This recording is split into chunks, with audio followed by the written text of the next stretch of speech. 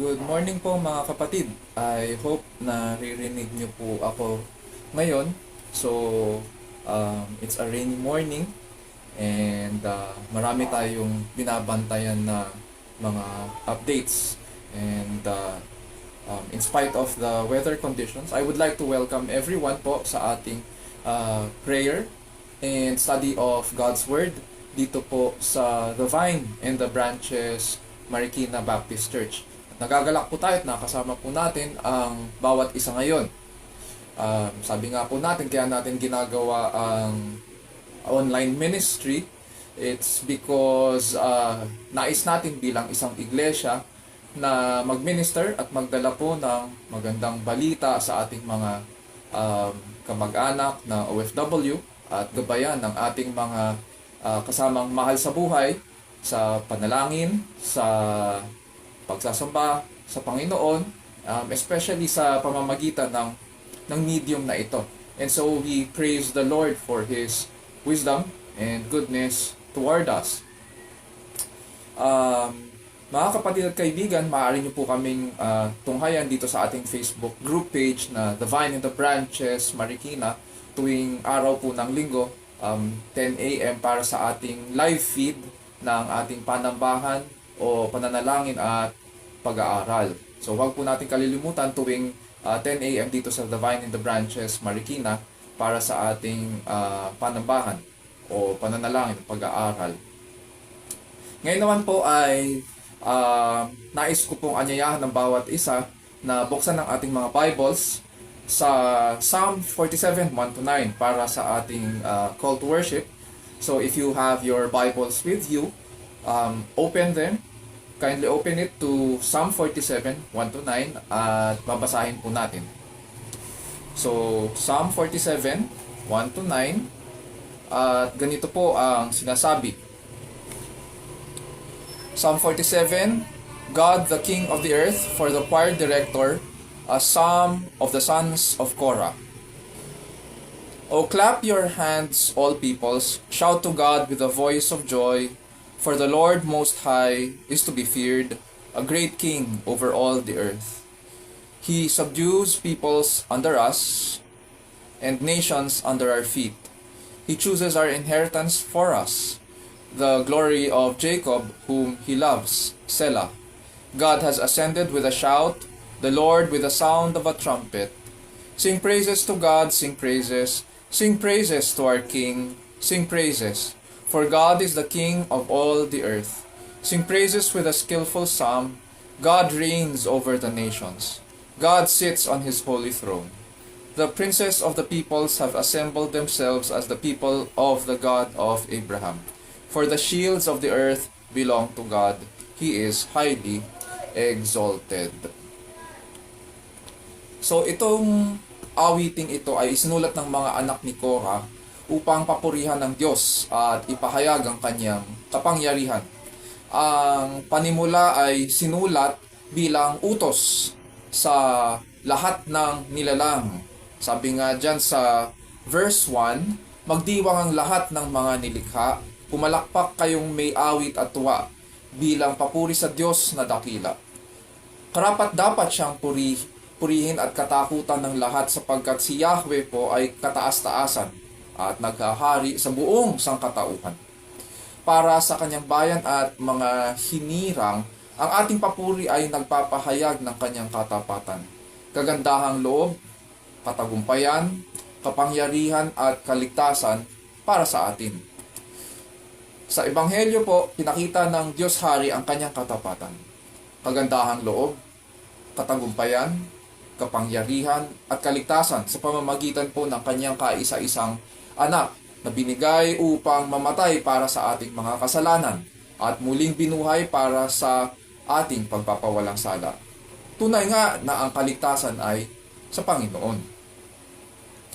Tulad ng mga anak ni Korah, tayo rin ay sumisigaw.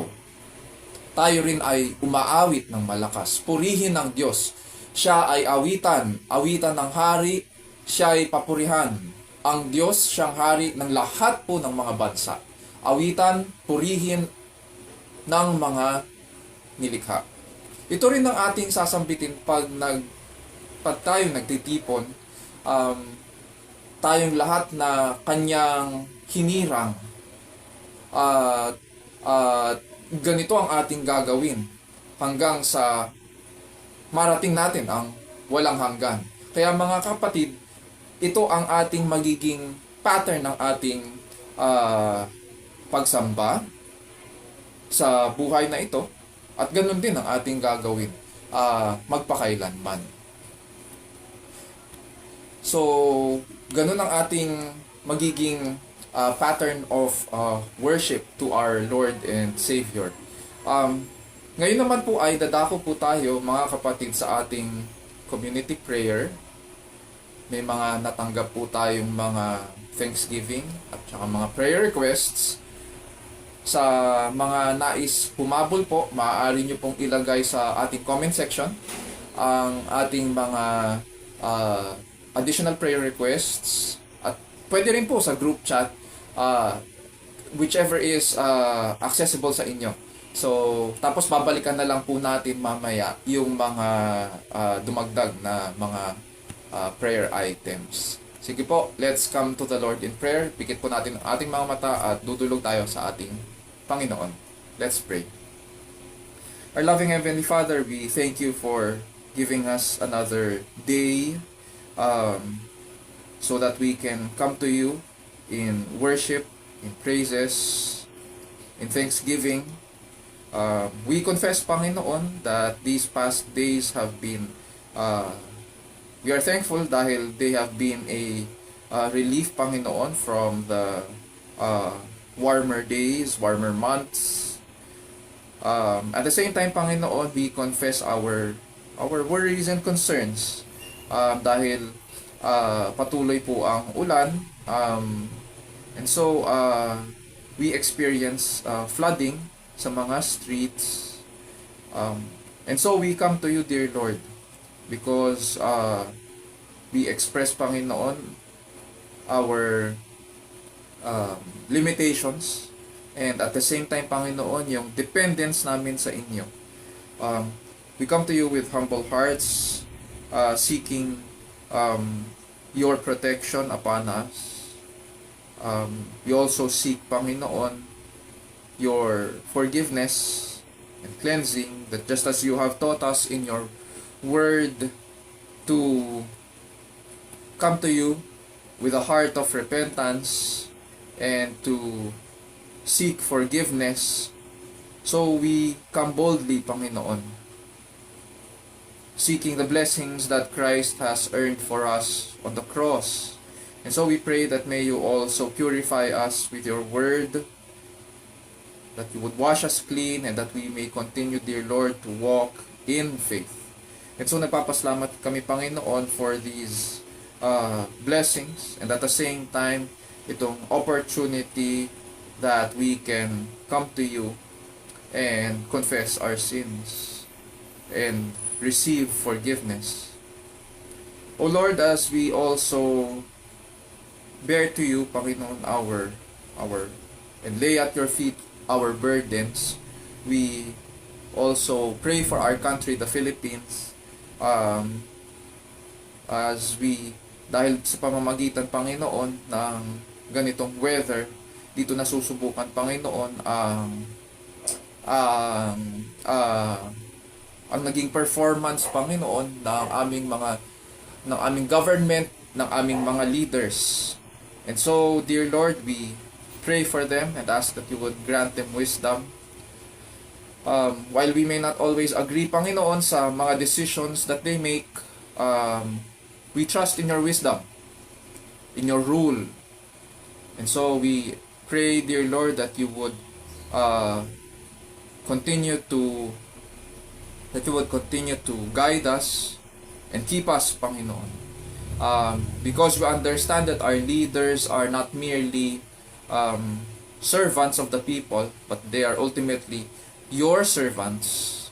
And so we pray, dear Lord, that just as you have given them responsibility, may you give them a sense of accountability also. Indeed, dear Lord, we express our contentment, satisfaction in your sovereignty, in your authority over all things. And this is what keeps us asleep at night. And this is what gives us, dear Lord, that peace to continue, Panginoon, to live by day. And so we pray for them. We ask, dear Lord, that the ministries of our brothers and sisters in government might also continue. In spite of the humanistic, Panginoon, ideologies na pinapalaganap politically sa aming bansa, we pray, dear Lord, that the principles of your word would be seen in the halls of government, in how our officials and leaders conduct themselves and their offices, and how they interact, Panginoon, with the citizens also. We pray, O Lord, as well for our ministry. Nagpapasalamat po kami. We consider it a stewardship, and so we ask, dear Lord, that through this we would continue, Panginoon, to function as your people, as your church here in Marikina. We pray, dear Lord, that you would continue to guide us. May you grant us, Panginoon, that just as you have given the commission to your apostles to go and make disciples, baptizing them in the name of the Father and of the Son and of the Holy Spirit, and teaching them all the things that you have commanded them to do. So we pray, dear Lord, that we would be faithful, that we would study your word, that we would remain faithful to it in our everyday, in the way that we think, in the way that we do sa aming mga pang-araw-araw na buhay. We pray, O Lord, that through this we would be effective, Panginoon, sa pag-minister first and foremost sa aming mga pamilya, because we understand that our families are our first ministry. And at the same time, dear Lord, we pray that we would be able to also minister your word sa aming mga students and disciples, Panginoon, though may we be able to point them to you. And so we are thankful as well, Panginoon, at the same time sa mga young families that you have entrusted to your church. We pray that we would be able to teach them, to nurture them in the fear of the Lord, at ganun din sa kanilang, that they would be able to do the same sa kanilang mga anak, sa kanilang mga pamilya. Grant, dear Lord, that your people would continue in your grace, in your work, in the knowledge of our saving knowledge of our Lord Jesus Christ, and strengthen them, dear Lord, as well.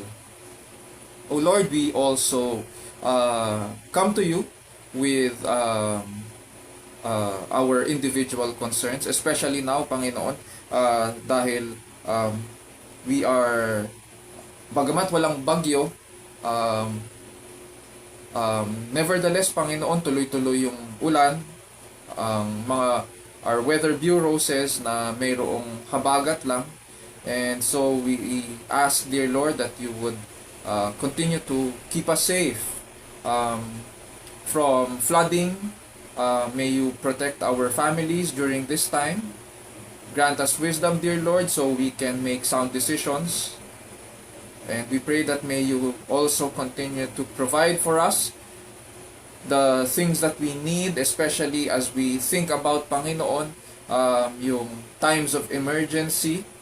Nawa maging listo rin po kami sa mga magiging response namin, Panginoon, in the next few hours. We pray, O Lord, also for the safety of our neighbors, not just for our families, but for the communities as well, Panginoon, that we belong to and that we serve.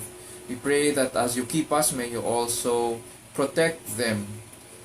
We also pray, dear Lord, that as you continue to see us through this storm, may we be salt and light, Panginoon, in these communities that you have placed us in. And that they would see, dear Lord, that they would be attracted, dear Lord, to Christ, because we find Him to be the source of our comfort and strength, especially during this time. And so may you grant us mercy, your grace, Panginoon, as we face, Panginoon, itong uh, itong mga uh, rains and floods and different calamities during this time. Dear Lord, we also pray for one another. We also pray, Panginoon, para sa dalawang kapatid ni Ate Rose na nakatira sa May Ilog, and we pray na maging maayos yung paglikas nila.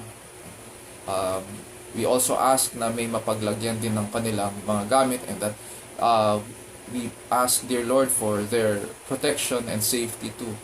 We also pray, dear Lord, for those of us who are sick, yung may mga pain, nararamdaman na pain, at saka taking medication, at saka maintenance medicines. We pray for Cheryl dahil meron siyang trangkaso at sakit ng ngipin. Ganon din po si Ate Eliza na may na masakit ang kanyang mga kasukasuan, and she worries dahil baka ito ay nagbabadyang na lumala. We pray, dear Lord, for strength for her. We also pray, dear Lord, for Muji na may finding ng fibrosarcoma, and dahil dito kailangang operahan bukas. We ask, dear Lord, na maging maayos yung kanyang operation, and that you would grant fast recovery and strength sa kanya na hindi na bumalik din yung kanyang cancer. We also pray, dear Lord, for maayos na recovery rin para kay Shekinah sa kanyang gastric problem, and we pray na mag-respond yung kanyang katawan sa kanyang medication this coming week. We also pray, dear Lord, for Willer Fairbanks, yung kapatid ni Jobel, na nakakaramdam, dear Lord, ng pain dahil sa kanyang hemorrhoids, and hindi siya nakapasok this past week. And we ask, dear Lord, that you would grant healing din sa kanya. If he is taking meds, then we pray, dear Lord, that this would be effective para sa kanyang healing and recovery. We also pray, dear Lord, for Jubel sa kanyang, dahil she's complaining na masakit ang kanyang tiyan. We ask, dear Lord, that you would extend your healing hands upon her, and if she is taking meds, then this would also be that she would also be responsive, Panginoon, sa kanyang medications. We also pray, dear Lord, for Maming, at that you would take away yung pain sa kanyang tuhod, and that she would continue, Panginoon, to serve you and serve her family as you grant her, dear Lord, days and months, Panginoon, so that she would enjoy, Panginoon, the fruits that you have given her sa pamamagitan ng kanyang family. We pray that you would that it would bless her, Panginoon. At the same time, we also pray, dear Lord, for sa aming mga may work, and those of us who have to travel this coming week. We pray for your protection to be upon us. For those who need to travel as well, we ask, dear Lord, that you would allow them to get to their destination safe and sound. We pray for safe travel din kay Miggy pabalik ng Australia bukas. And for those of us, Panginoon, who have to go to work, we pray that we would be able to reach our destinations, and we would be at the end of the day, come back home safe and sound.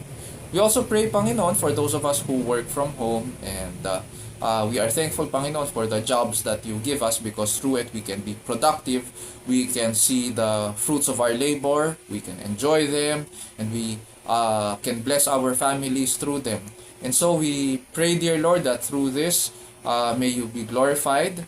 And also, Panginoon, through our labors, we do give thanks to you, because through it we are reminded that there is also a day that you have reserved for yourself, that you have made holy. And so we pray that we would continue, Panginoon, to be mindful, Panginoon, of the pattern of life that you have given us, that we are to bless you by blessing our families through our work, and at the same time we are also to bless your name by resting on the day that we have covenanted to rest in your presence.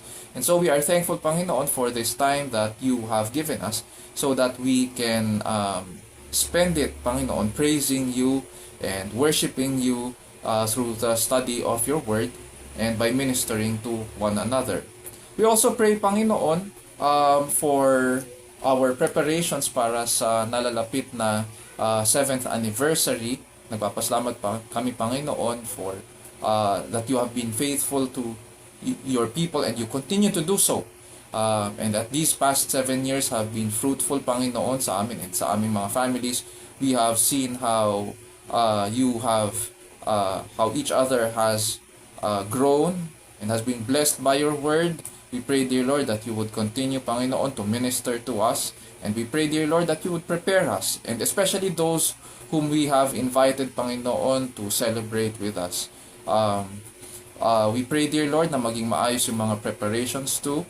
And although, Panginoon, there is a delay dahil nga sa mga weather conditions, we pray that this would be better, Panginoon, on the day of the anniversary. As we approach you now, dear Lord, in the study of your word, we ask for wisdom. We pray that you would open our eyes to the truth. We pray that you would grant us, dear Lord, to see your beauty and majesty and all your excellencies, that we may praise you. Grant us, dear Lord, with ears to hear as well, so that we may hear your call, our shepherd's call, and that we would, in doing so, we would respond in kind. And dear Lord, we pray that as you speak to us through your word, may you change us and we would be changed. And so we thank you once again for this time so that we can come together and in the ministry of the word. Thank you as well, dear Lord, for the ministry of prayer so that we can remember one another and bear one another's burdens. And this we pray in Jesus' name, our Lord and Savior, and all of God's people will say, Amen. Amen. Ngayon naman po ay dadako po tayo sa ating pag-aaral ng kanyang salita. So, buksan naman po natin ang ating mga Bibles sa 1 Kings chapter 1 verses 28 to 53. 1 Kings chapter 1 verses 28 to 53. At ganito po ang sinasabi. 1 Kings chapter 1 verses 28 to 53. Then King David said, "Call Bathsheba to me." And she came into the king's presence and stood before the king. The king vowed and said, "As the Lord lives, who has redeemed my life from all distress, surely as I vowed to you by the Lord, the God of Israel, saying, Your son Solomon shall be king after me, and he shall sit on my throne in my place. I will indeed do so this day." Then Bathsheba bowed with her face to the ground and prostrated herself before the king and said, "May my lord King David live forever." Then King David said, "Call to me Zadok the priest, Nathan the prophet, and Benaiah the son of Jehoiada." And they came into the king's presence.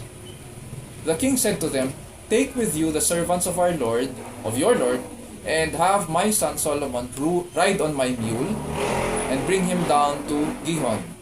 Let Zadok the priest and Nathan the prophet anoint him there as king over Israel, and blow the trumpet and say, Long live King Solomon. Then you shall come up after him, and he shall come and sit on my throne and be king in my place. For I have appointed him to be ruler over Israel and Judah."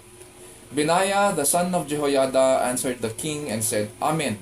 Thus may the Lord, the God of my lord the king, say, As the Lord has been with my lord the king, so may he be with Solomon, and make his throne greater than the throne of my lord King David."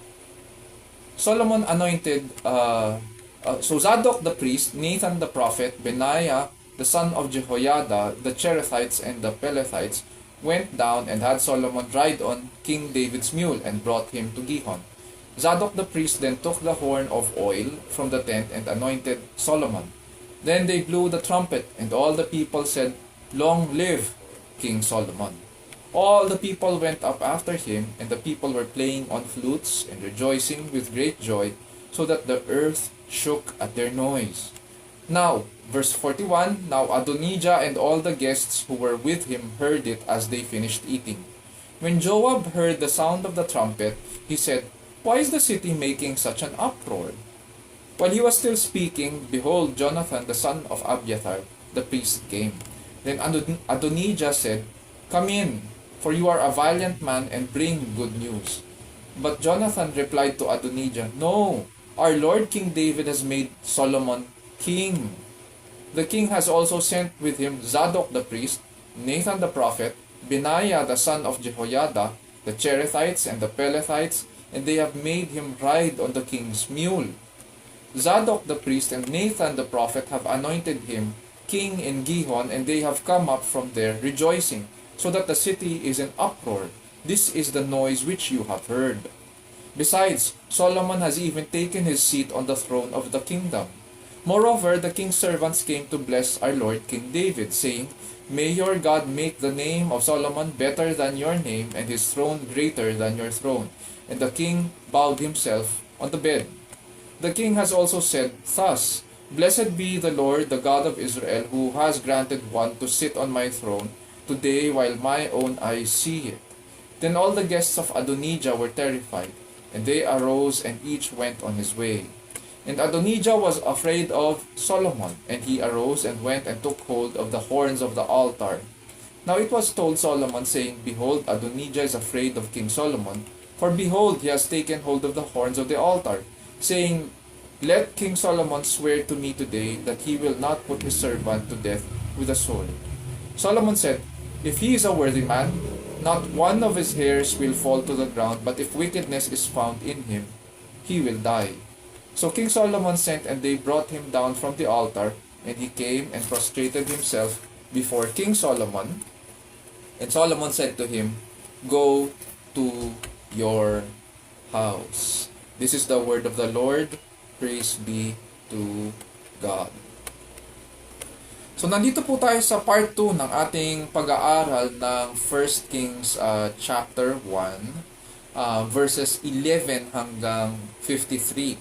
At ang title ng ating mini-series ay Help from God for Seasoned Parents, Part 2.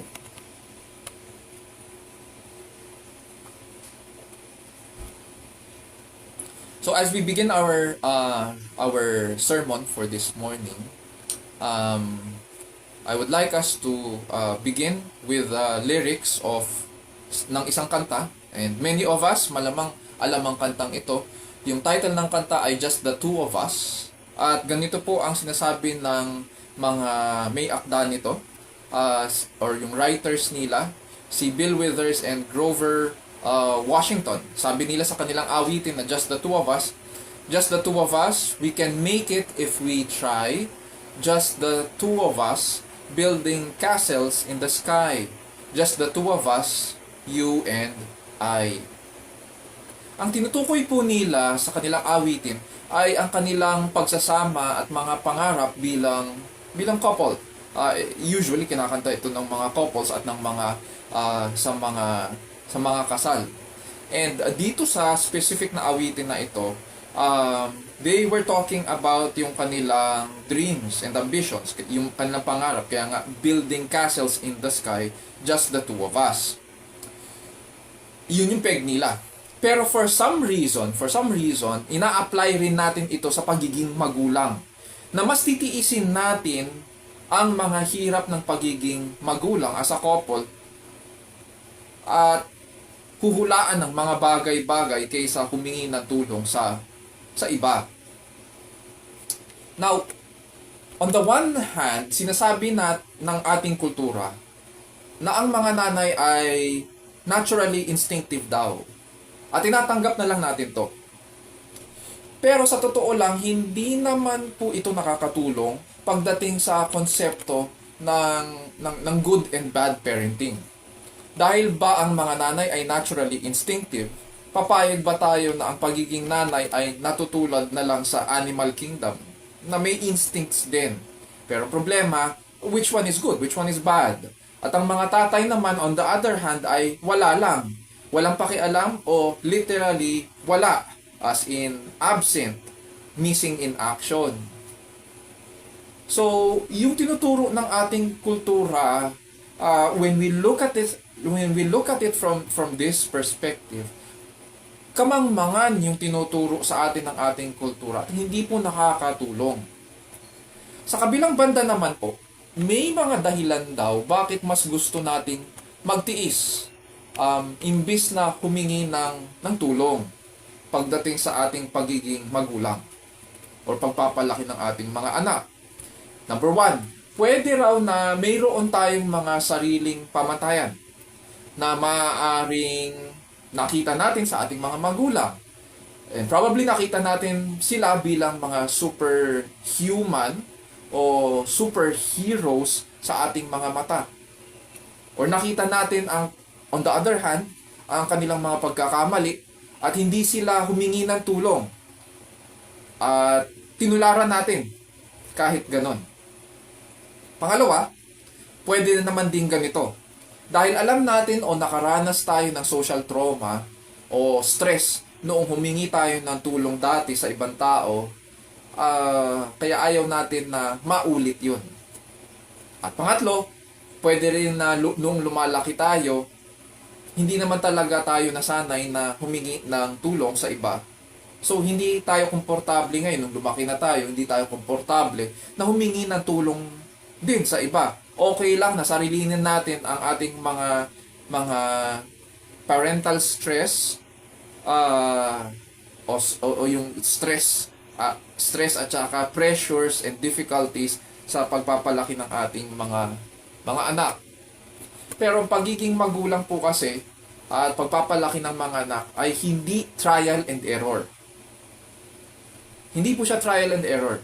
Kasi nga, may mga maliliit na pagkakamali na posibleng buhay natin at ng ating mga anak ang maging kapalit. Hindi rin pwede na yung mga peg nating mga Pilipino na kakayanin, hindi rin pwede yon. Ang hilig natin kasi mga Pinoy sa mga ganung peg, pipilitin ng isang bagay na solusyonan, kahit obvious naman, na yung dati nating mga gawi ay hindi naman talaga nakakatulong. Ang nangyayari tuloy, paulit-ulit lang yung problema. Hindi nasusolusyonan, paikot-ikot lang, at hindi naman talaga ito nawala dahil nga hindi akma yung capability natin at saka yung kung ano man yung competency natin doon sa problemang yun. Sa ating passage, may mga pinadalang tulong ang Panginoon para kay Haring David at kay Queen Bathsheba, which are people and things, mga bagay na nakikita at hindi nakikita or hindi agad na nakikita para sa ikabubuti ng kanilang pagiging magulang, para sa ikabubuti ng kanilang pamilya, at sa ikabubuti ng kaharian. Sa umagang ito, panalangin ko po na makilala natin ang Diyos bilang tapat at mabuting Ama. Nawa magkaroon din po tayo ng mga panibagong pagnanais na makilala siya sa kanyang salita. At makita natin ang kanyang kagandahang loob para matuto po tayong lumapit sa kanya. At kilalanin ang kanyang tulong ng may pagpapakumbaba habang tayo nabubuhay sa presensya ng Diyos, sa ilalim po ng kapangyarihan ng Diyos para po sa kalwalhatian ng ating dakilang Diyos. Sa umagang ito, ganito ang magiging tanong natin. Tuloy pa rin yung since tuloy ang ating series, same pa rin ang ating magiging tanong sa scriptures. And this is the question, once again, that we will ask. What are the things we need to be aware of as experienced parents that God is helping us in our parenting situation? What are the things we need to be aware of as experienced parents that God is helping us in our parenting situation? Simple lang din po ang ating magiging outline. Tatlo lang ang points ng outline natin. Sa verses 28 to 37, makikita natin dyan ang pasya at pahayag ni Haring David. Tapos sa verses 37 to 40, nandyan yung execution nung pahayag ni Haring David or yung paghirang kay Solomon. At pangatlo, verses 41 to 43, makikita natin yung unang pahayag ng umupong haring Solomon. Okay. So, this leads us now sa ating sermon.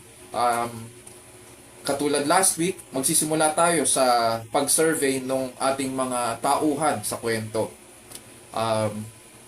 Muli tayong babalik doon sa pag-aaral ng mga tauhan sapagkat may mga nadagdag. At ito nga, ang mga tauhan doon sa ating dito sa verses 28 to 53. Unang-una si Haring David, nandyan. At si Queen Bathsheba. Si Queen Bathsheba po ay ang favored wife. Napag-aralan natin last week na maraming asawa si Haring David. And doon sa mga nabanggit na kanyang mga asawa, dito sa section na ito na ating pinag-aaralan ay favored wife si Bathsheba. Si Bathsheba po ay ina ni Solomon. And in last week's lesson, si Prophet Nathan at si Queen Bathsheba ang nagbalita kay Haring David sa ginawang coronation ceremony nung isa sa mga panganay na anak ni Haring David na si Adonijah. Si Prophet Nathan, siya naman po ang isa sa mga kakampi ni Haring David na unang nakaalam tungkol dito sa ginawa ni Adonijah. Nandiyan naman din si Solomon. Si Solomon po ay anak ni Haring David kay Bathsheba. Siya ang pinangakuan na magmamana ng kaharian. Punta naman tayo kay Benaiah. Sino yung mga binanggit na... Si Benaiah po ay anak ni Jehoiada. Siya ang matapat na pinuno ng mga bodyguard o royal guard ni Haring David. Itong mga taong ito, sila yung mga binanggit kanina na most probably mga Cherethites at saka Pelethites. Sa ating passage. Nandyan din po si Zadok the priest. It is said that he, along with Abiathar the priest, served as co-high priests noong panahon ni Haring David. Si Abiathar the priest naman po ay yung dating kaalyado ni Haring David na saserdote rin. So, sila? Pair sila, co-high priest sila noong panahon ni Haring David. Pero itong si Abiathar, bumaligtad. Napunta kay Adonijah. Nandyan din po si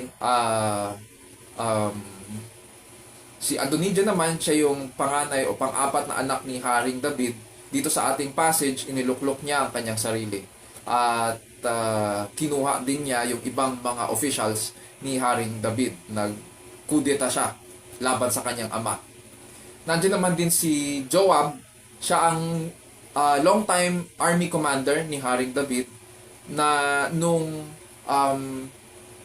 iniluklok ni Adonijah ang kanyang sarili ay bumaligtad naman din si Joab from David to Adonijah. And of course, nandyan din si Jonathan. Si Jonathan po ay ang anak ni Abiathar the priest. So far, yan yung mga tauhan at marami ang mga na-encounter nating mga tauhan dito sa ating kwento.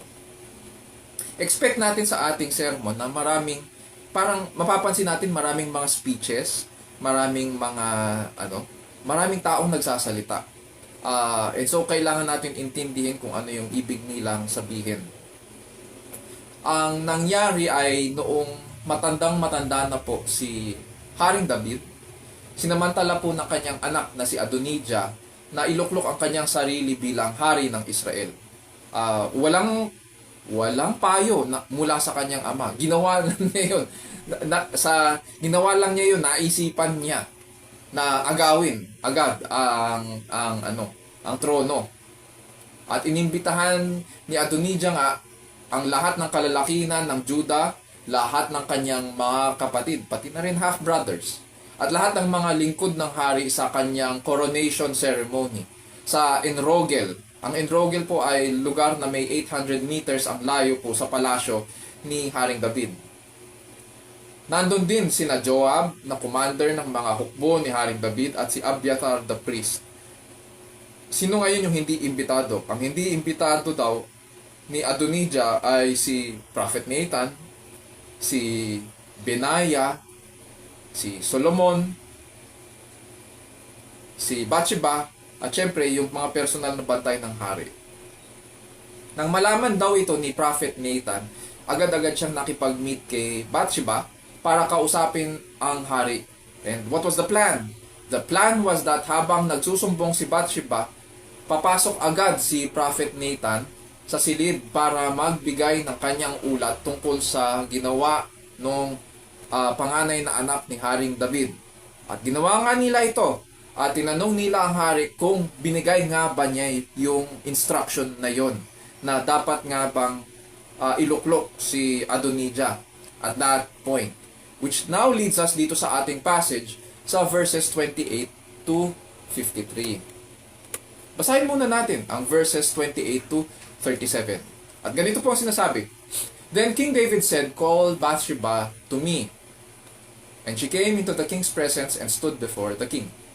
The king vowed and said, "As the Lord lives, who has redeemed my life from all distress, surely, as I vowed to you by the Lord, the God of Israel, saying, your son Solomon shall be king after me, and he shall sit on my throne in my place.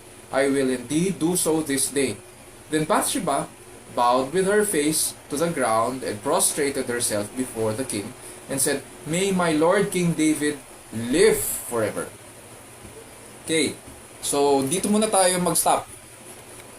Matapos ibigay ni Prophet Nathan ang kanyang ulat, pinatawag daw ni Haring David si Bathsheba at muling kinonfirm ang kanyang pangako. Sabi niya, "As the Lord lives, who has redeemed my life from all distress, surely as I vowed to you by the Lord, the God of Israel, saying, your son Solomon shall be king after me, and he shall sit on my throne in my place. I will indeed do so this day." Notice natin, mga kapatid, yung paggamit ni Haring David sa dito sa pag-confirm niya ng pangako niya kay Bathsheba. Yung paggamit niya sa pangalan ng Panginoon. As the Lord lives, yung pagkakagamit niya he is invoking yung pangalan ni Yahweh. At napag-aralan natin in the past na ang pangalang Yahweh is God's covenant name. It is His revealed name para sa kanyang bayan.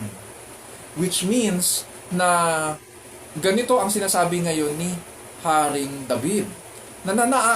Itong pangako niya kay Bathsheba na si Solomon ang uupo ay naaayon doon sa covenant ng Diyos kay Haring David. It is according to God's promise. At pagkatapos daw ito i-confirm ni Haring David kay Bathsheba, yumukod raw si Bathsheba at nagbigay galang sa hari. At sabi niya, "May my Lord King David live forever." Hindi nito ibig sabihin na hindi mamamatay si Haring David. Ito ay pagbibigay pugay at pasasalamat sa hari na siya ay dininig. Parang katulad rin ito yung salita nating mabuhay. Ganon. It is a wish or prayer na bigyan pa ng Panginoon ng mahabang buhay si Haring David para mamuno sa kanyang bayan. Now, napag-aralan po natin last week na hindi mangyayari ang lahat ng ito kung hindi, unfortunately and sadly, nagpabaya si Haring David. And ang nangyari nga ay hindi man lang niya dinisiplina o pinagsabihan ang kanyang anak na si Adonijah. Sabi nga sa 1 Kings chapter 1 verse 6, his father had never crossed him at any time by asking, "Why have you done so?" So, hindi niya pinakialaman ang kanyang anak. Hindi niya, ang sabi dito, hindi man lang niya tinanong, "Bakit mo yan ginagawa?" Which speaks to us of David's attitude pagdating sa pagiging tatay, no? Hinayaan lang niya na lumaki si Adonijah ng baluktot, tulad ng kanyang mas matandang anak na si Absalom. At ngayon, kung kailan matandang-matanda na siya at wala ng energy na mamuno sa kanyang sambahayan at kaharian, doon bumabalik sa kanya ngayon ang consequences ng mga bagay-bagay. However, in our passage, we see that something changed. Yun yung verse 6, no? Pero dito ngayon sa binabasa natin, may sinagot si Haring David kay Bathsheba. Sabi niya, I will indeed do so this day. It would seem na may change of heart si Haring David. At nagpasya siyang kumilos kahit hirap na hirap at wala na siyang energy. Matandang-matanda na. It would seem na nagrepent si Haring David sa kanyang kapabayaan noon. So tuloy natin. Tingnan natin kung tutuparin ni Haring David ang kanyang pangako. Verse 32. Then King David said, "Call to me Zadok the priest, Nathan the prophet, and Benaiah the son of Jehoiada." And they came into the king's presence. Noong una, 3 lang silang nakakaalam tungkol sa pangako ni Haring David na si Solomon nga ang uupo bilang hari. Ang nakakaalam lang noong una ay si David, si Bathsheba, at si Prophet Nathan. Dito ngayon sa verse 32, ginagawa na ni Haring David na official ang kanyang pangako at desisyon. So pagkatapos kausapin ni David si Bathsheba, pinatawag niya ngayon yung kanyang mga key government officials. Si Zadok the priest, si Nathan the prophet, at si Benaiah na anak ni Jehoiada ang tapat na pinuno ng mga royal bodyguard. Sabi niya sa kanila sa verses 33 to 35, "The king said to them, 'Take with you the servants of your lord, and have my son Solomon ride on my own mule, and bring him down to Gihon. Let Zadok the priest and Nathan the prophet anoint him there as king over Israel, and blow the trumpet and say, Long live King Solomon. Then you shall come up after him, and he shall come and sit on my throne, and be king in my place. For I have appointed him to be ruler over Israel and Judah."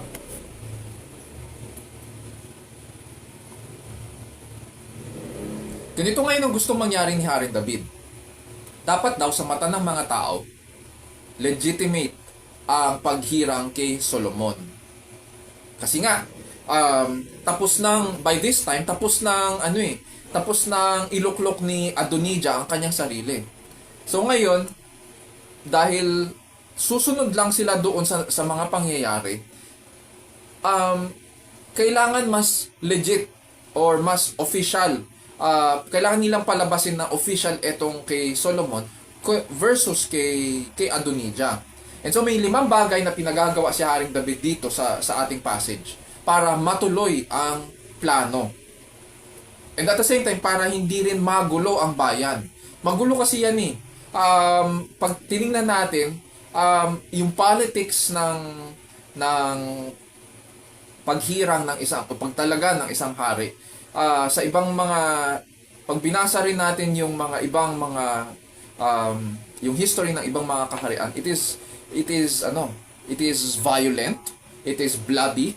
And so, dito, ang nais ni Haring David, since yung kanyang 2 anak ang involved, syempre, kung ikaw yung tatay, ayaw mo na magkagulo yan. And so, may plano siya. So, tingnan natin yung kanyang plano. Una, kailangan kasama daw ni Solomon ang lahat ng lingkod ni Haring David para ipakita na may utos na bumaba mula sa hari. Oo nga naman. Common sense, di ba? Kailangan daw siyang dalhin sa Gihon Springs. Whereas, pag tinignan natin saan ba hinirang ni Adonijah ang kanyang sarili. Nandun siya sa Enrogel, sa kalagitnaan ng mga tribal groups. Whereas, si Solomon, sabi ni Haring David, hindi, gusto ko siya sa Gihon, doon sa royal city of Jerusalem, sa Kapitolyo. So, ngayon, sa mata ng mga tao, sino ngayon ang mas legit, di ba? Kasi yung isa dito lang kasama sa mga tribal groups, sa mga kumbaga parang probinsya. Pero yung isa sa Kapitolyo mismo. At kasama pa nila yung mga kaalyado, natitirang kaalyado ni Haring David. Pangalawa, sabi ni David, wag siyang pasasakayin sa isang ordinaryong asno o mola. Ano ba itong mola o mule? Mola sa Tagalog eh. Itong mule or mola ay part donkey, part horse.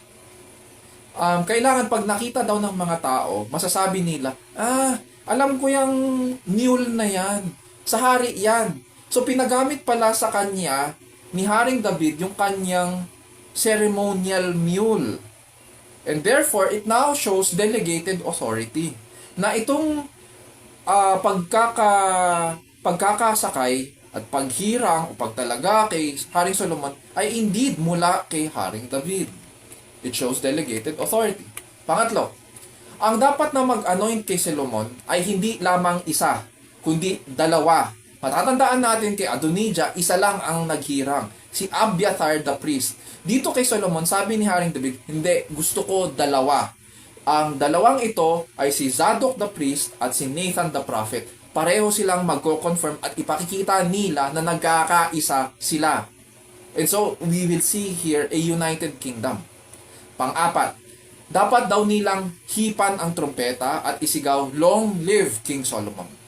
At panlima, kailangan daw nilang bumalik sa palasyo para umupo si Solomon sa luklukan ni David at makita ng buong bayan na nasa kanya ang kapangyarihan ni David. So, ang galing ng plano ni David, very detailed. At ano kaya ngayon, tingnan natin, ano kaya ang tugon ng kanyang mga tao?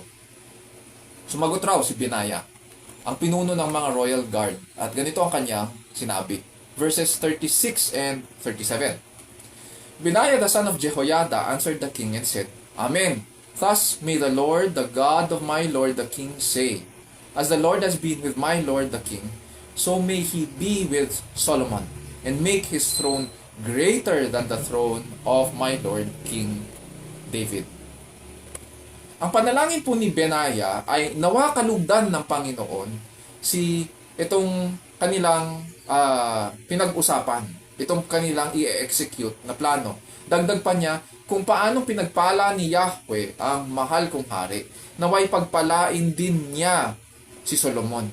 Lalo nawang dumakila ang kanyang trono kaysa trono ng mahal kong Haring David. Now, bago nating taasan ng kilay etong si Benaiah at lagyan ng kulay ang kanyang sinabi, hindi ito ganon. Wala siyang masamang pakahulugan o insulto sa pagkatao ni Haring David at this point. Tapat po si Benaiah makakita natin na he is there to see the whole plan through. And so, wala siyang masama sa kanyang sinasabi. This was not about casting shade on David's character, but a prayer for the prosperity of the whole kingdom through the rule of David's son, King Solomon. At dahil alam niya na binigay ni Haring David ang kanyang blessing kay Solomon, ang panalangin ni Benaiah po ay tumagal pa ang paghahari ni Solomon, na siyang kumakatawan sa kapangyarihan ni Haring David. At ang makinabang syempre ay ang buong kaharian. And so what considerations do seasoned parents need to recognize now that they are receiving help from God? Dito sa ating passage, number 2. Last week, number 1 tayo eh. It was one consideration. Now we deal with number 2 sa verses 28 to 37. We need to recognize it is God's help when we are given the opportunity to repent from our sins and correct our ways. Verses 28 to 37, number 2, we need to recognize it is God's help when we are given the opportunity to repent from our sins and correct our ways. At katulad isa nakikita natin dito, nagkaroon ng pagkakataon na baguhin ni Haring David yung kanyang attitude. Even though matandang-matanda na siya, ay gumawa siya ng paraan para i-correct yung kapabayaan niya noon. So, doon po ba nagtapos ang tugon ng mga lingkod ni Haring David? Punta tayo sa verses 38 to 40. Hindi doon nagtatapos. Sabi dyan, verse 38 onwards, So Zadok the priest, Nathan the prophet, Benaiah the son of Jehoiada, the Cherethites, the Pelethites, went down and had Solomon ride on King David's mule and brought him to Gihon. Zadok the priest then took the horn of oil from the tent and anointed Solomon. Then they blew the trumpet, and all the people said, Long live King Solomon! All the people went up after him, and the people were playing on flutes and rejoicing with great joy, so that the earth shook at their noise. Okay, dito muna tayo. Ang mga Cherethites at Pelethites ay ang mga lahi na binubuo ng mga royal guard na pinamumunuan ni Benaya. At nangyari nga na pinasakay nila si Solomon sa mola ni Haring David at dinala siya sa Gihon. At doon nila hinirang si Solomon at inihip ang trumpeta at sinigaw nga, mabuhay ang haring si Solomon. Sa makatuwid, sinunod nila po ang plano ni Haring David para ayusin ang lahat. At ganito raw ang description ng event na nangyari. Dahil sa dami ng tao at sa lakas ng kasiyahan at musika, the Word of God tells us, the earth shook at their noise. Niyanig o dumagundong ang lupa sa lakas ng sigaw ng mga tao, sa lakas ng celebration nila. Again, we need to ask Scripture, what considerations do seasoned parents need to recognize that they are receiving help from God? Which leads us sa third point, sa verses 38 to 40. We need to recognize it is God's help when people obey God by helping us carry our burdens. And people, and Christians are willing to carry burdens. We just need to tell them kung ano yung problema natin and how we plan to deal with it according to God's Word. And dito nakita natin kung paano dahan-dahan na pagkatapos sabihin ni David ang kanyang plano, people were there. His people were willing to help him make corrections. So we need to recognize here in verses 38 to 40, it is God's help when people obey God by helping us carry burdens. Now, nais ko pong kausapin ang lahat. Unahin ko po muna ang mag-asawa na may mga anak. Mga kapatid, kapag binigyan tayo ng Diyos ng pagkakataon na pagsisihan ang ating mga pagkakasala at mga kapabayaan, kasi ang mga kasalanan naman ay it can be sins of commission and sins of omission. Now, kapag binigyan tayo ng Panginoon ng pagkakataon na itama ang ating mga mali, huwag na tayo mag-atubili pa. Sometimes, ang problema natin kasi, tumatagal at dahil hindi tayo sigurado, kesyo kailangan natin ipag-pray. Mahilig ang mga Christian sa ganyan. Sige, ipag-pray ko. Pero sa totoo, hindi naman ipag-pray. Ang ginagawa lang, nagiging excuse lang yun para hindi gawin ang isang tamang bagay. So, pag nabigyan tayo ng opportunity ng Panginoon na pagsisihan ng ating mga kasalanan at kapabayaan, huwag na natin patagalin pa. Huwag natin hintayin na kung kailan uugod-ugod na tayo at doon pa lang tayo kikilos para sa ating mga anak, para sa ating pamilya. Magiging mas mahirap kasi ang kailangan gawin pag pinatagal pa natin ang dapat nating itama. Kapag nasumpungan natin kapag nasumpungan po natin ang ating asawa na nagsisisi o tinatangisan niya ang kanyang kasalanan at kapabayaan, let us also extend understanding. Samahan natin siya. Damayan siya para mapalapit kayo sa kanya, sa isa't isa. At pagkakataon mo rin itong mas lalong maintindihan ang kanyang dalahin at damdamin. Sa ating passage, nang tumugon si Haring David, mapapansin natin na sunod-sunod na ang pangyayari. People came to help execute his plan because they knew they were obeying God's plan in the first place. Para sa mga magulang, tanggapin po natin ang tulong na nagmumula sa ating mga kapatid sa Panginoon. Maging ang mga payo, mga katulong yun. Bilang church, tinatawag tayo na mga buhatan ng mga kabigatan. At sa ganitong paraan, ganyan natin sisimulang tulungan ang isa't isa para makasunod tayo sa kalooban ng Diyos. Minsan iniisip natin na ipag-pray, kailangan mo nang ipag-pray. Yes, I agree. Pero kung puro pag-pray lang din ang ginagawa natin, hindi po nakakatulong yun.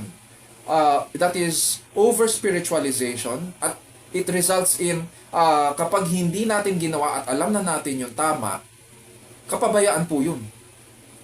So, sa ganitong paraan, nagtutulungan tayo. Tinutulungan natin ang isa't isa na gawin ang kalooban ng Diyos. At naaalagaan din natin ang isa't isa sa pamamagitan nito. Which leads us to verses 41 to 53. So nangyari na nga ang plano ni Haring David. What happens next? Tingnan natin. Verse 41. Now Adonijah and all the guests who were with him heard it as they finished eating. When Joab heard the sound of the trumpet, he said, "Why is the city making such an uproar?" O nga naman, tapos na yung coronation eh. Nagkakainan na sila eh. Okay na yun. Tapos na yung ceremony. Reception time na, di ba? Nasa reception na sila, nasa reception table na, nandyan na yung pagkain, naka-prepare na, and all of them are drinking and eating. At sinasabi sa ating passage, patapos na raw silang kumain nang marinig nila yung ingay. Tanda natin, nasa Enrogel sina Adonijah, which is 800 meters away sa palasyo ni Haring David. Imagine natin, kung nasa church tayo, sa Concepcion Subdivision, ang layo nito siguro hanggang sa Igloo Supply Chain Philippines. Ganun kalayo yung Enrogel sa palasyo ni Haring David. And this is around 15 minutes away kung lalakarin. Ang ingay daw doon sa Kapitolyo ay dumadagundong, niyayanig ang lupa. Kaya nagtaka ngayon si Joab, na dating commander ng mga armies ni Haring David, na bumaligtad. Sabi niya, ano itong hugong sa bayan? Bakit maingay? So habang nagsasalita raw si Joab, biglang pumasok ngayon etong si Jonathan, yung anak ni Abiathar. While he was still speaking, behold, Jonathan, the son of Abiathar the priest, came. Then Adonijah said, Come in, for you are a valiant man and bring good news. So akala nila, may good news para sa kanila etong si Jonathan. At malamang nasa isipan nila, sabi ni Adonijah, sige, halika lang, lapit ka. Alam namin na tapat ka eh. So may dala kang magandang balita para sa amin. So malamang iniisip nila na naghanda ang buong lungsod sa pagkilala kay Adonijah o sa pagpasok sa Kapitolyo. Iniisip nila, siguro dahil nagmumula sa Kapitolyo yung ingay, baka ang nangyari ay sinuko na ni Haring David ang luklukan para kay Adonijah. Ngayon, magandang balita nga ba ang dala ni Jonathan? Tuloy natin. Verse 43 onwards. But Jonathan replied to Adonijah, No, our Lord King David has made Solomon king. The king has also sent with him Zadok the priest, Nathan the prophet, Benaiah the son of Jehoiada, the Cherethites and the Pelethites, and they have made him ride on the king's mule. Zadok the priest and Nathan the prophet have anointed him king in Gihon, and they have come up from there rejoicing, so that the city is an uproar. This is the noise which you have heard. Besides, Solomon has even taken his seat on the throne of the kingdom. Moreover, the king's servants came to bless our Lord King David, saying, May your God make the name of Solomon better than your name, and his throne greater than your throne. And the king bowed himself on the bed. The king has also said thus, Blessed be the Lord, the God of Israel, who has granted one to sit on my throne today, while my own eyes see it. So, nung nagbigay ng ulat si Jonathan, na anak ni Abiathar the priest, it was not good news. So, ayon kay Jonathan, sinugo daw ni Haring David si Solomon, kasama yung mga officials na kasama ni Haring David, si Zadok, si Nathan, si Benaiah, kasama yung mga royal guard, yung mga Cherethites at saka Pelethites. At pinasakay si Solomon sa mola ng hari. Tapos pinahiran si Solomon ng langis ni Zadok at ni Nathan sa Gihon Springs para ihirang siya at pinakita yung pagkakaisa ng buong kaharian. At mula doon ay umahon sila pabalik sa Jerusalem. At nagsaya rin daw doon ang buong bayan sapagkat nakita nila ang pagdating ng panibagong hari. So ito yung narinig nilang pagyanig mula sa Enrogel. At si Solomon daw ay naupo sa luklukan ng kaharian sa Kapitolyo. Asaan si Adonijah? Asaan yung luklukan niya? Doon sa probinsya. Pero ito, doon sa Kapitolyo. Verse 47, ang mga lingkod daw ng hari ay nagsiparoon upang purihin si Haring David na nagsisipagsabi, loobin nawa ng inyong Diyos na ang pangalan ni Solomon ay maging higit na dakila kaysa inyong pangalan at ang trono niyang maging higit na marilag kaysa inyong trono. At yumukod din daw si Haring David, sabi ni Jonathan. At sinabi sa kanyang higaan, purihin si Yahweh, ang Diyos ng Israel, sapagkat minarapat niyang makita ko sa araw na ito ang isa sa aking mga supling na naluklok sa aking trono. Madetalye ang ulat ni Jonathan, nakakapagtaka.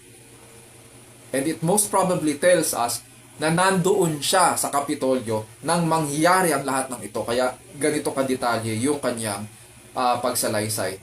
So sa kabuuan, naganap nga ang pasya at plano ni Haring David. At nakarating ang lahat sa tenga ni Adonijah. May bagong hari ang Israel at Judah. At hindi siya yun. So ano ngayon ang sumunod na nangyari? 49 to 50. Then all the guests of Adonijah were terrified, and they arose and each went on his way. And Adonijah was afraid of Solomon, and he arose, went and took hold of the horns of the altar. So, ang nangyari, iniwan nilang lahat si Adonijah sa Enrogel. Nagkanya-kanya sila. So, na-imagine natin siguro ngayon yung pagkatulala ni Adonijah. Suddenly, it was every man for himself. At nang ma-realize ito ni Adonijah, na wala na siyang kakampi, bigla raw itong tumakbo sa dambana at kumapit sa mga sungay nito.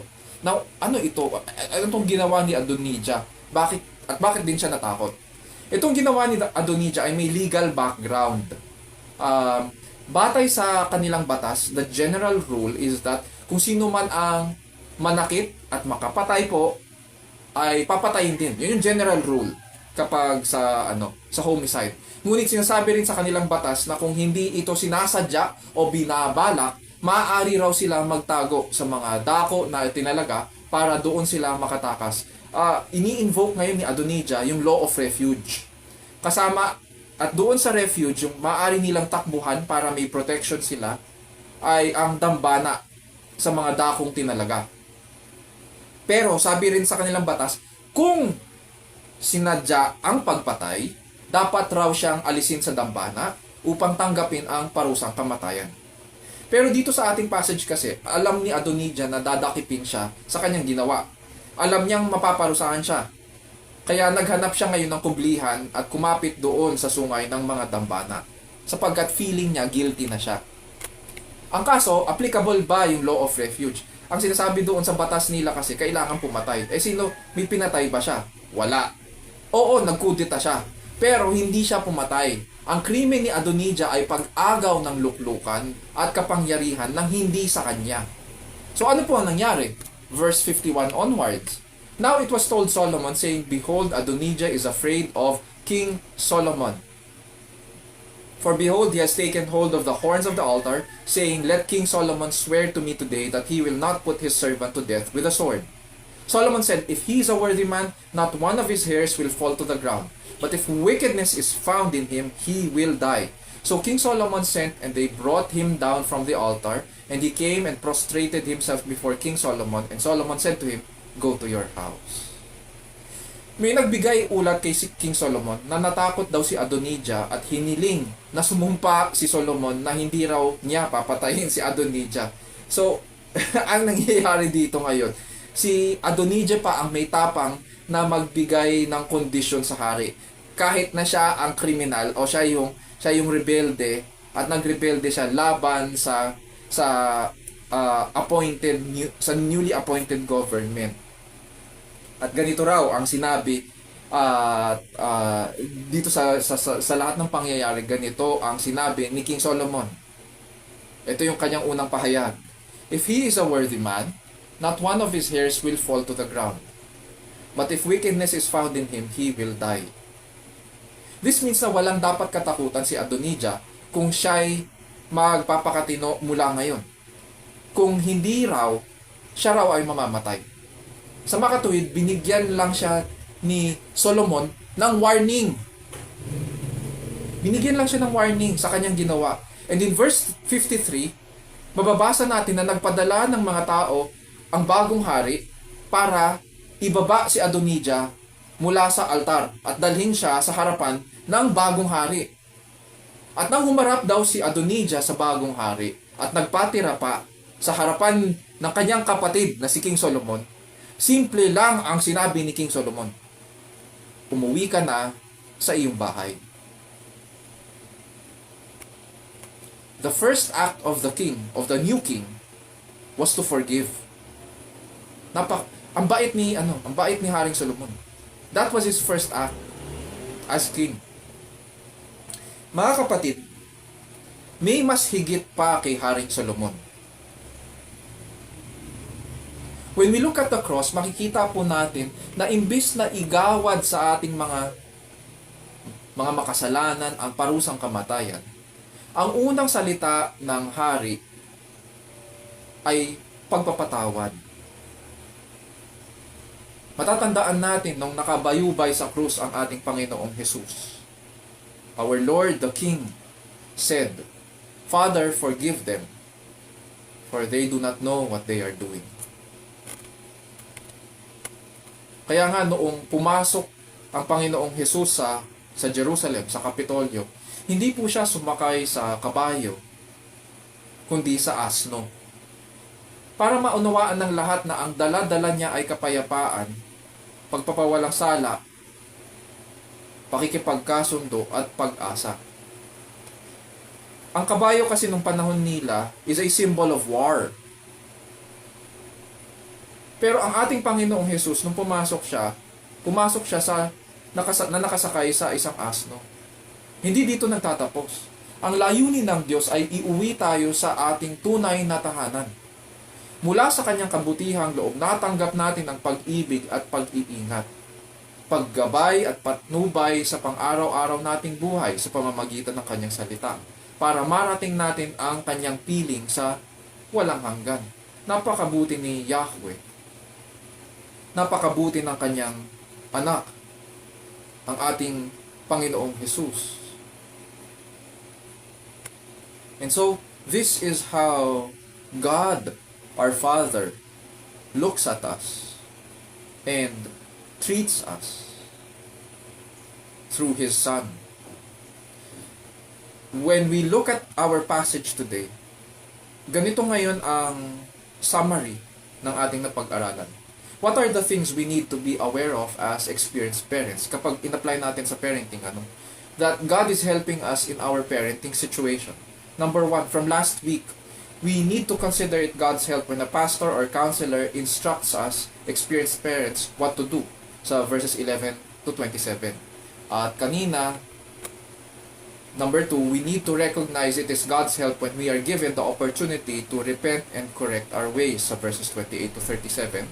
Number 3, we need to recognize it is God's help when people obey God by helping us carry burdens. Sa verses 38 to 40. And we need to recognize it is God's help when He keeps our children. Yun yung 4th point. We need to recognize it is God's help when He keeps our children. Sa verses 41 to 53. Alam po ng Diyos na hindi madali magpalaki ng mga anak. Kaya nga binigay niya ang kanyang salita para may batayan po tayo kung paano natin sila palalakihin. Hindi natin kailangan mag-trial and error o makipaghulaan sa kanyang kalooban. Hindi rin natin po kailangan na sumunod sa mga sa dami ng sinasabi ng ating kultura na hindi naman nakakatulong para maintindihan natin kung ano yung wasto, kung ano yung maayos, kung ano yung mabuti. Bukod dito, nagpadala rin ang ating Diyos ng mga tao at pagkakataon at mga pangyayari para itama natin ang ating mga ginawa. Hindi niya tayo pinababayaan. And so, these are some of the things that God sends to help us as seasoned parents. So, pasalamatan natin siya sa kanyang mga pagpapala sa atin. And so, isapuso natin ang mga bagay na ito at iukol po natin ang ating mga sarili sa mapagmahal at dakilang Panginoon. Bago tayo dumako sa ating pangwakas na panalangin, hayaan nyo munang i-check ko po ang ating group chat at saka mga comments kung may mga humabol na mga prayer items. And so, hayaan nyo pong i-check ko lang kung may mga prayer requests po tayo for today. So, kung meron po tayong mga additional prayer requests or nais natin ihabol yon, ilagay lang po natin sa ating comment section or doon po sa ating official group chat. And we would be glad to pray for you and help in any way as a church. And so, sa ngayon ay sa ating pagtatapos ng ating pananalangin at pagsamba, ay let me close us in prayer. And let's come to the Lord in prayer. Our loving Heavenly Father, we thank you for giving us this time to bear one another's burdens, to remember one another, and help carry burdens. We thank you as well for giving us the time to praise you as one body, as a church. And although we are limited, Panginoon, dahil sa mga weather conditions, we continue to thank you, Panginoon, that through this medium, we are able to study your word, we are able to remember one another and minister to one another. So help us, O Lord, as we continue, Panginoon, to rest in you today, and to also continue in serving one another. May you continue to protect us as we in this weather. We pray, dear Lord, for our families, that we would be able to secure them. And at the same time, ganun din, ang aming mga communities may continue to protect us as well, in which we belong to. We pray, dear Lord, that may you help us also to think about how yung mga parenting mga parenting concerns namin, may we think about them, and at the same time, seek help, Panginoon, from godly people. We are thankful for the people that you send our way. We pray, dear Lord, that we would listen to them with wisdom, with ears, Panginoon, that are intent on obeying you. And we pray, dear Lord, that as we listen, Panginoon, we pray that you would also grant us opportunity to correct our ways. And for this, Panginoon, through the wisdom of your word, we express our thanks for all the blessings and help that you give us. Grant, O Lord, that we would be able to continue in being faithful to your word in our thoughts, in our speech, in our conduct as well, so that we would be a salt and light to the people around us. And so we bless your name today, dear Lord. And this we pray in Jesus' name, our Lord and Savior. And all of God's people will say, Amen. And so, mga kapatid, purihin po natin ang ating Panginoon at tanggapin ang kanyang pagpapala. Now to him who is able to establish you according to my gospel and the preaching of Jesus Christ, according to the revelation of the mystery which has been kept secret for long ages past, but now is manifested, and by the scriptures of the prophets, according to the commandment of the eternal God, has been made known to all the nations, leading to obedience of faith. To the only wise God, through Jesus Christ, be the glory forever. Amen and amen. And so may the grace of the Lord Jesus Christ and the love of God and the fellowship of the Holy Spirit be with you all. And so mga kapatid, magkita-kita po tayo muli sa susunod na linggo, 10 a.m. Face-to-face po, dito sa The Vine and the Branches, Marikina. Pagpalain po tayo ng ating Panginoon. God bless you all.